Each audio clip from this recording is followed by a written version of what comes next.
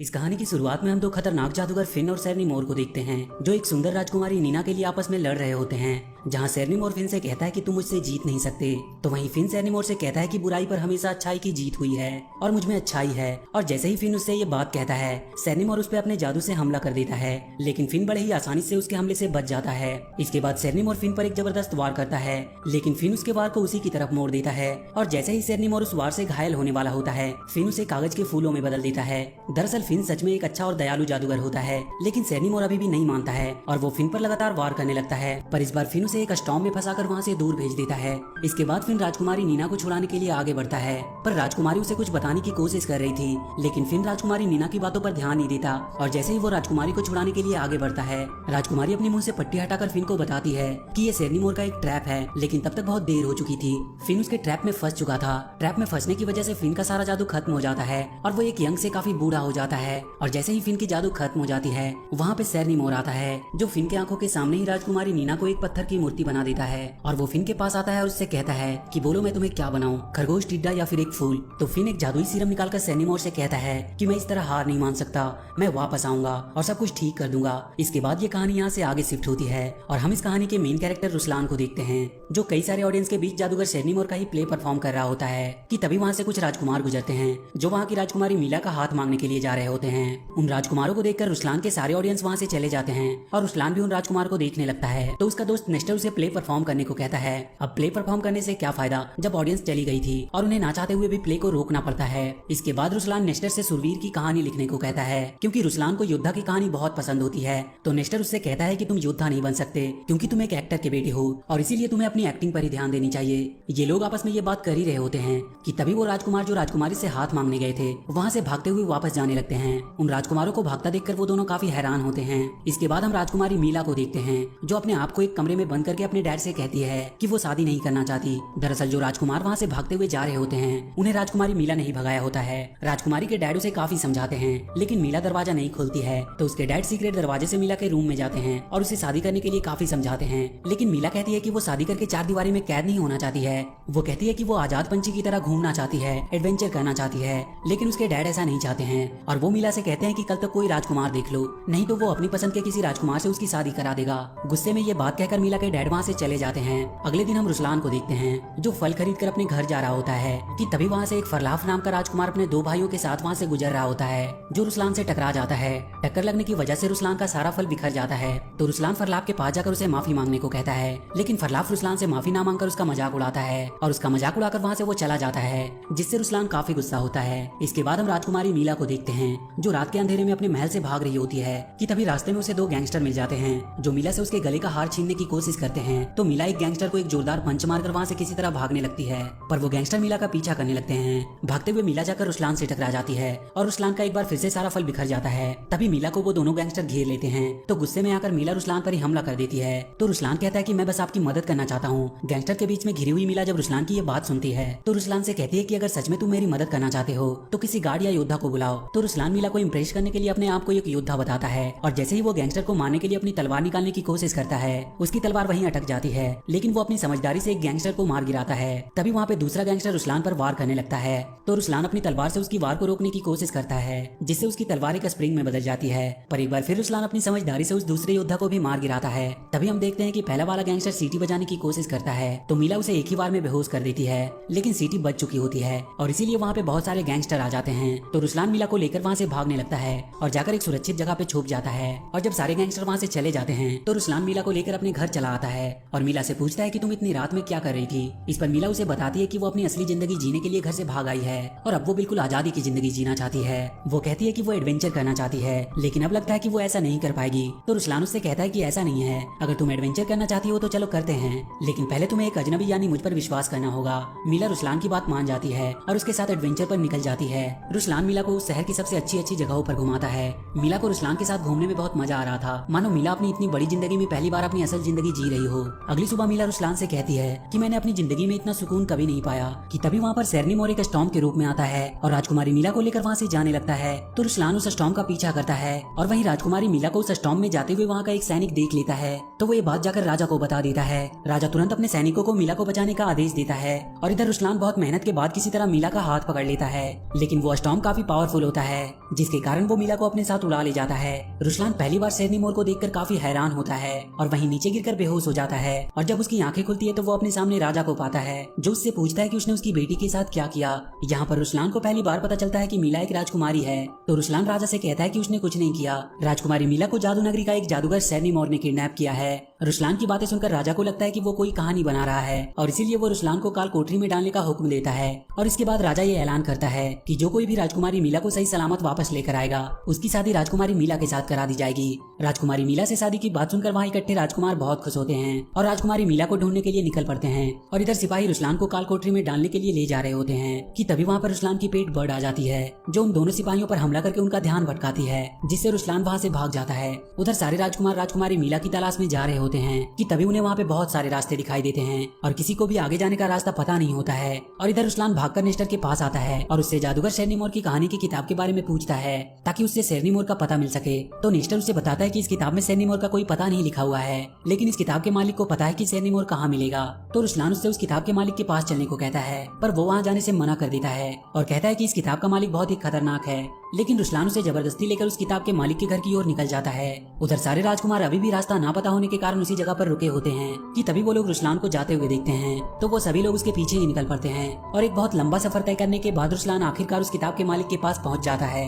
वो दोनों काफी डरे होते हैं लेकिन तभी उनके पास एक छोटा बिल्ला आता है जिसे देखकर रुस्लान उसका मजाक उड़ाने लगता है। तो बिल्ला गुस्से में आकर एक विशाल रूप ले लेता है और उन्हें मारने के लिए उनका पीछा करने लगता है। बिल्ले को इतने गुस्से में देखकर रुस्लान उसे शांत करने का आइडिया लगाता है जिससे वो बिल्ला शांत हो जाता है। और जब वो बिल्ला शांत हो जाता है तो रुस्लान उसे उसकी किताब लौटाते हुए उससे जादूगर शेरनी मोर के पता के बारे में पूछता है। वो बिल्ला उन्हें एक सीक्रेट रूम में ले जाता है और उनसे पूछता है कि क्या शेरनी मोर ने किसी राजकुमारी को फिर से किडनैप किया है। तो रुस्लान उसे बताता है कि हाँ, उसने कुछ ही दिन पहले राजकुमारी मीला को किडनैप किया है। इसके बाद रुस्लान उस बिल्ले से पूछता है कि तुम्हें कैसे पता ये सब के बारे में। इस पर वो बिल्ला कहता है कि जब किसी राजकुमारी को किसी से प्यार हो जाता है तो शेरनी मोर उस राजकुमारी को उठाकर ले जाता है। वो बिल्ला कहता है कि उसे बचाने के लिए उसके पास केवल 2 दिन है। ये बात सुनकर रुस्लान हैरान हो जाता है और वो उससे शेरनी मोर तक पहुंचने और उसे खत्म करने के बारे में पूछता है। तो वो बिल्ला कहता है कि उसे कुछ भी नहीं पता इस बारे में, लेकिन वो उन्हें एक मटर का फल देकर शेरनी मोर तक पहुंचने वाले राज्य में भेज देता है। इसके बाद हम राजकुमारी मीला को देखते हैं जो शेरनी मोर के महल में होती है। वो शेरनी मोर को देखकर काफी डर जाती है और उससे पूछती है कि क्या तुम मुझसे शादी करना चाहते हो।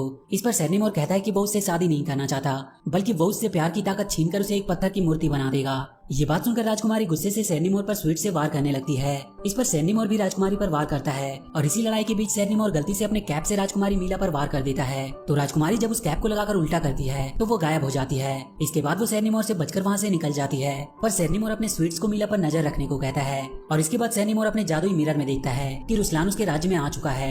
रुस्लान को अपने राज्य में देखकर शेरनी मोर बहुत खुश होता है। इसके बाद हम उन राजकुमारों को देखते हैं जो रुस्लान का पीछा करते हुए उस बिल्ले के घर पहुंच जाते हैं। तो वो बिल्ला उनका भी वही हाल करता है जो उसने रुस्लान और उसके दोस्तों का किया था, लेकिन फरलाव किसी तरह अपने भाइयों के साथ शेरनी मोर के राज्य में चला जाता है। और इसके बाद हम रुस्लान को देखते हैं जो नेस्टर के साथ लगातार आगे बढ़ रहा था, लेकिन तभी उनके रास्ते में एक बहुत बड़ी खाई आ जाती है। तो आगे जाने के लिए रुस्लान उस बिल्ले के द्वारा दिए गए मटर का यूज करता है, लेकिन उसका कोई भी फायदा नहीं होता। तभी उस मटर को देखकर एक रैट तेजी से उसकी ओर बढ़ने लगता है और जैसे ही रुस्लान उस मटर को नीचे रखता है तो वो रैट उस मटर को लेकर वहाँ से भागने लगता है। वो उस रैट को पकड़ने की बहुत कोशिश करता है, लेकिन वो रैट उन्हें चकमा देकर एक पेड़ पर चढ़ जाता है। तो रुस्लान उसे पकड़ने के लिए उस पेड़ पर जाता है और इसी बीच वो रैट पेड़ से नीचे गिरने लगता है, लेकिन अगले ही पल वो रैट हवा में उड़ने लगता है। उड़ते हुए रैट को देखकर रुस्लान काफी हैरान होता है, पर तभी रुस्लान की बर्ड उस रैट से मटर को लेने की कोशिश करती है, लेकिन किसी वजह से वो रैट उस खाई में गिरने लगता है, पर रुस्लान उस रैट को पकड़ लेता है। इसके बाद रुस्लान अपने बर्ड से उस पार जाने की बात करने लगता है, तो वो रैट उस पार जाने की बात सुनकर खुश हो जाता है। इस पर रुस्लान समझ जाता है कि इस रैट को उस पार जाने का रास्ता पता है और इसीलिए रुस्लान उस रैट को वो मटर दे देता है। तो वो रैट उस मटर की मदद से एक रास्ता खोलता है, जिससे होते हुए वो लोग उस खाई को पार करके वहाँ से आगे की सफर पर निकल जाते हैं। इसके बाद हम राजकुमारी मीला को देखते हैं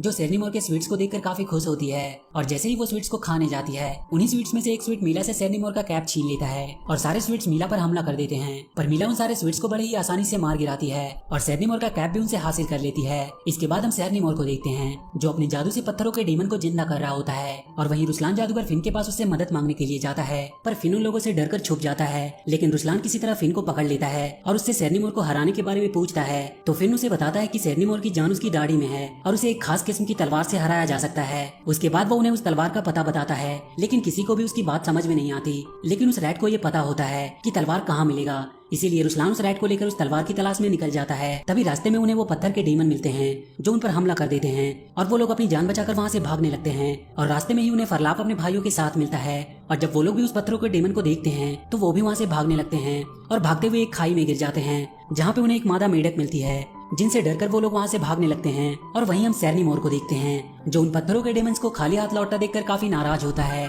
इसके बाद हम रुस्लान को देखते हैं जो हीरो के पास पहुँच जाता है, जिसके पास जादुई तलवार होती है। लेकिन हीरो को रैट से एलर्जी होती है और जैसे ही उसकी नाकों में रैट की गंध आती है वो बहुत ही जोर से चीखता है, जिससे वो लोग काफी दूर उड़कर चले जाते हैं। लेकिन एक बार फिर रुस्लान हीरो के पास जाता है और जब रुस्लान हीरो से जादुई तलवार के बारे में पूछता है तो वो उन्हें एक संदूक देता है जिसमें जादुई तलवार और जादुई सूट होता है।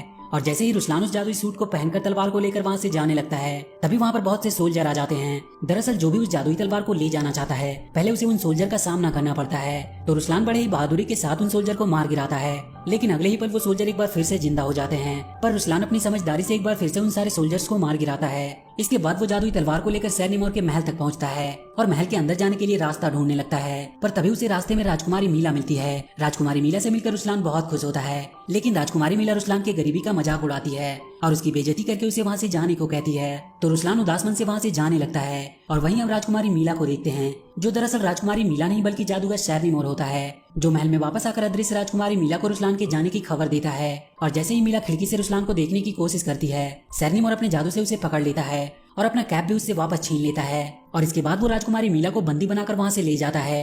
लेकिन राजकुमारी बड़े ही चालाकी से अपने नेकलेस को खिड़की के पास फेंक देती है, जिसको रुस्लान की बर्ड देख लेती है और वापस आकर रुस्लान को यह बताने की कोशिश करती है कि राजकुमारी मीला खतरे में है। लेकिन रुस्लान काफी उदास होता है, इसीलिए वो बर्ड की बातों पर ज्यादा ध्यान नहीं देता। और इसी बीच वहाँ पे पत्थरों के डेमन्स आ जाते हैं जो रुस्लान पर हमला कर देते हैं, पर नेस्टर उसे बचा लेता है। तो वो डेमन्स गुस्से में आकर नेस्टर को मारने के लिए उसके पीछे भागने लगते हैं। तभी इधर रुस्लान की बर्ड उस खिड़की को तोड़कर राजकुमारी का नेकलेस लाकर रुस्लान को दिखाता है। तो उसे याद आता है कि वो जिस राजकुमारी से मिला था वो नकली थी।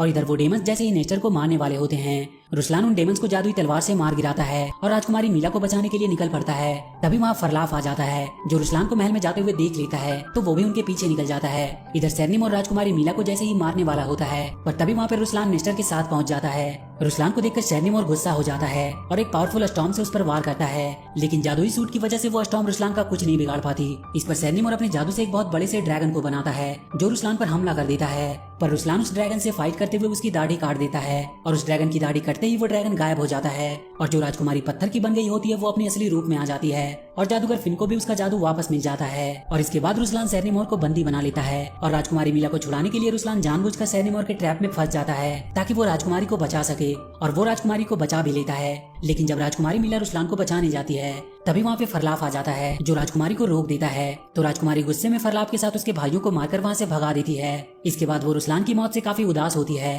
तभी वहाँ पे जादूगर फिन आ जाता है जो रुस्लान को अपनी जादू से वापस जिंदा कर देता है। रुस्लान को जिंदा देखकर राजकुमारी मीला बहुत खुश होती है और वहीं जादूगर फिन भी अपनी राजकुमारी नीना से मिलकर बहुत खुश होता है। और इसी के साथ ये मूवी यहीं